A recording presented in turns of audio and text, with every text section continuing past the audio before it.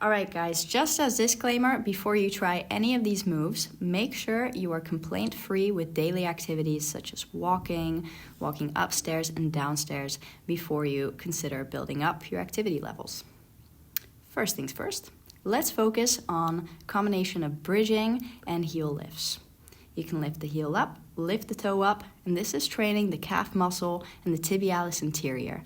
These are all muscles that are really important to stay strong if you're having any sort of complaints in your shins or overload injury. You can alternate this move by bringing your heels back and forth, closer to your hips and just a bit farther away from your hips.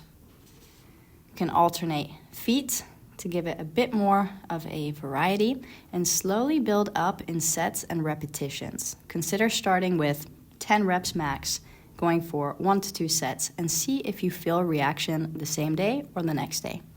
If you do, that means it was just a little bit too much and you need to load down. Slowly grade your activity with this one.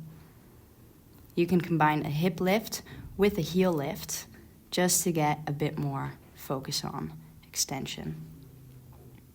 This is a later phase to go single leg, putting all the weight on just one side. First, try this on the side that's less affected if you have one side that you have more complaints on.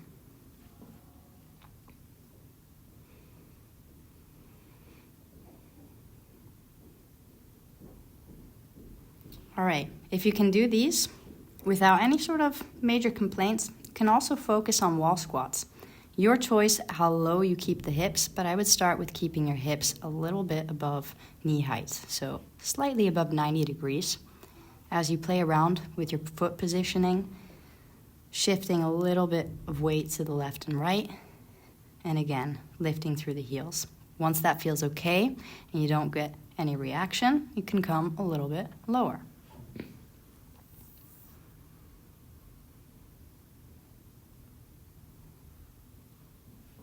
With any sort of exercises for shin splints, it's really important to check how you feel, not only during, but after. To get back to sport-related activities, it's important to see and make sure that you can jump and change directions without pain afterwards or during the activity. This would be a later phase, especially if you are doing any sort of plyometric sports, lots of jumping. Make sure you're able to load the same foot, about 10 to 20 reps, and then switch sides.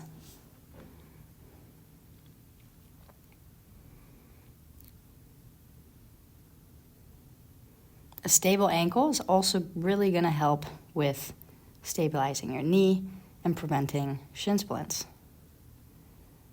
Single leg step-ups, small hop, landing softly, and then switching legs. Aim for 5 to 10 reps,